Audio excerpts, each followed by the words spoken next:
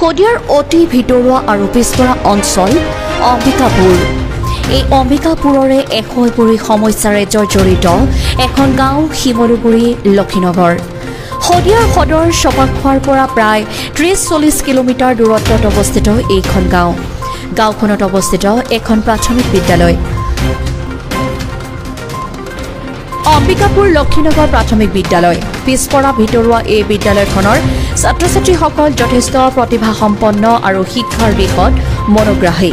কিন্তু বিদ্যালয়খনৰ এটা ডাঙৰ সমস্যা, বিদ্যালয়খনত ১১৫গৰাকী ছাত্ৰ ছাত্ৰীৰ বিপৰীতে মাত্ৰ এগৰাকী শিক্ষয়িত্ৰী। নতুনকৈ এগৰাকী শিক্ষকে ফেব্ৰুৱাৰী মাহৰ ২৭ তাৰিখৰ শিক্ষা বিভাগে জাৰি কৰা এটা নিৰ্দেশনা মতে এইখন বিদ্যালয়ত যোগদান কৰিবলৈ আহিছিল। কিন্তু পুনৰ ১২ ফেব্ৰুৱাৰী তাৰিখে শিক্ষা বিভাগৰে অন্য এখন নিৰ্দেশনা পত্ৰ এখন বিদ্যালয়ত যোগদান কৰাৰ পাছত এটা দিনৰ অন্তত আন এখন বিদ্যালয়ত পুনৰ যোগদান। বৰ্তমান শিক্ষকগৰাকী চপাখোৱা ২ নম্বৰ টাউন প্ৰাথমিক বিদ্যালয়ত যোগদান কৰিছে। গাঁৱৰ ৰাইজৰ প্ৰশ্ন, ই কেনেকৈ সম্ভৱ? ইয়াকে লৈ গাঁৱৰ ৰাইজ বিদ্যালয় পৰিচালনা সমিতিয়ে কণ ছাত্ৰ ছাত্ৰীৰ মাজত অনুষ্ঠিত হয় এখন সভা। সভাৰ মূল উদ্দেশ্য শিক্ষকৰ অভাৱ কিদৰে পূৰণ হ'ব। এগৰাকী মাত্ৰ শিক্ষয়িত্ৰীয়ে বিদ্যালয়ৰ যাৱতীয় কাম কাজেই কৰিবনে ছাত্ৰ ছাত্ৰীক পঢ়াব? নিতৌ শ্ৰেণীকোঠাত ছাত্ৰ ছাত্ৰীৰ উপস্থিতিৰ ফটো টেবলেটত তুলি আপলোড কৰিবলৈ নেটৱৰ্কৰ অভাৱত গাঁওখনৰ ইমূৰৰ পৰা সিমূৰলৈ ঘূৰি ফুৰে শিক্ষয়িত্ৰীগৰাকী। কণ ছাত্ৰ ছাত্ৰী, অভিভাৱক অভিভাৱিকা, বিদ্যালয় পৰিচালনা সমিতিৰ এটাই অনুৰোধ মুখ্যমন্ত্ৰী আৰু শিক্ষামন্ত্ৰীলৈ, এই বিদ্যালয়খনত শীঘ্ৰেই শিক্ষক নিযুক্তি দিয়ক। লগতে এটা দিনৰ পিছতেই শিক্ষা বিভাগৰ তৰফৰ পৰা বদলীকৰণৰ অন্য এখন নিৰ্দেশনা কেনেকৈ আহিল তাৰ ওপৰতো তদন্ত দাবী ৰাইজৰ। শিক্ষক দিয়ক, আমাৰ পঢ়া বহুত অসুবিধা হৈছে। কোন ক্লাছত পঢ়া? মই এতিয়া পঢ়লে কি ক'বা? আৰু আমাৰ বাইদেউ টেবলেটত ফটো মাৰোঁতে বহুত অসুবিধা হৈছে। শিক্ষক নাই? শিক্ষক নাই। মামা, আপুনি আমাক সোনকালে শিক্ষক দিয়ক, আমাৰ পঢ়াত বহুত অসুবিধা হৈছে। কি নাম স্কুলখন? স্কুলখনৰ লক্ষীনগৰ প্ৰাথমিক বিদ্যালয়। শিক্ষক কেইগৰাকী আছে? এজনী আছে। ছাত্ৰ ছাত্ৰী তোমালোক কিমান আছে? ১১৫ জন। এতিয়া মুখ্যমন্ত্ৰী চিনি পোৱা নহয়? পাওঁ। কি ক'বা তুমি? মামা, আপুনি আমাক সোনকালে শিক্ষক দিয়ক। ঠিক আছে। ৰিম্পী দত্ত। কোন ক্লাছত পঢ়া? এতিয়া মই 5লৈ পাম। এতিয়া বিদ্যালয়খনৰ সমস্যা কি? সমস্যা পঢ়া সমস্যা হৈছে। আমাক বাইদেউ পঢ়া অসুবিধা হয়। দিনটো সেই ফিল্ডখনতে হেৰি নেট নেপায়, ঘূৰি ফুৰোঁতে যায়। তাৰপৰা এতিয়া শিক্ষক নাই। মুখ্যমন্ত্ৰী শিক্ষামন্ত্ৰীলৈ কি আহ্বান জনাবা, কি অনুৰোধ কৰিবা? মামা, আমাক শিক্ষক দিয়ক। এতিয়া আমাক শিক্ষাদান কৰিব বাইদেউ নোৱাৰে। অকলে অসুবিধা পায়। অকলে অসুবিধা হয়। মামাক সেইকাৰণে আমি শিক্ষক খুজিছোঁ। ঠিক আছে। শ্ৰীমতী ৰাজশ্ৰী বৰুৱা।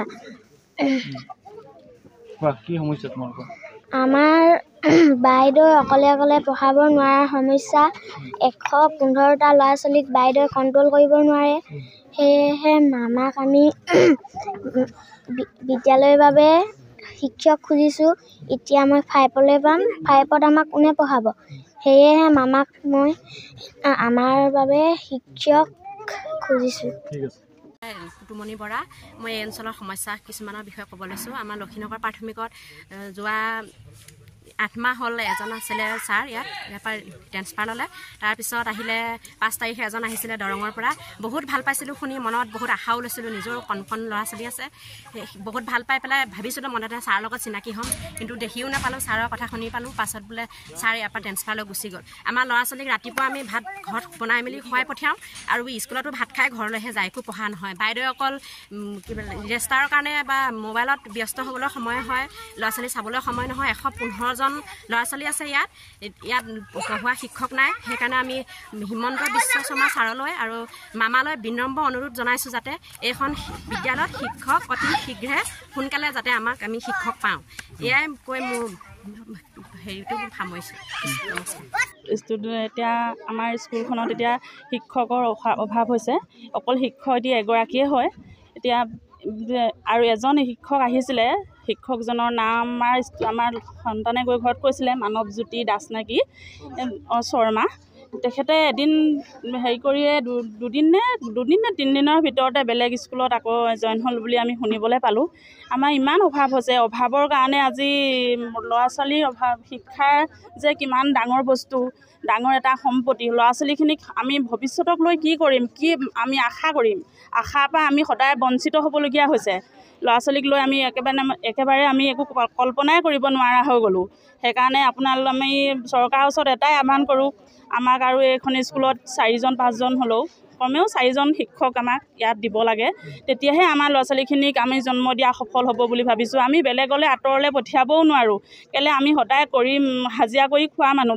আমাৰ ওচৰত বেলেগ স্কুলো নাই, বেলেগত দিবলৈও আমাৰ সুবিধা নাই।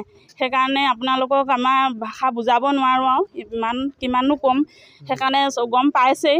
সেইকাৰণে আমাক আৰু 4-5জন, আমাৰ এজন শিক্ষক, এজনী বাইদেৱে আমাক ল'ৰা ছোৱালীক কি কৰিব, আজিকালি কিমান দিছে। সেইকাৰণে অকল ল'ৰা ছোৱালীখিনিয়ে খাদ্য খাই ঘৰলৈ যায়, শিক্ষা বোলা পৰা সদায় বঞ্চিত হ'বলগীয়া হৈ গৈছে। সেইকাৰণে ইমানেই আমাক যেনেকৈ হ'লেও আৰু 4-5জন আমাক শিক্ষক আমাক স্কুলত দিব লাগে।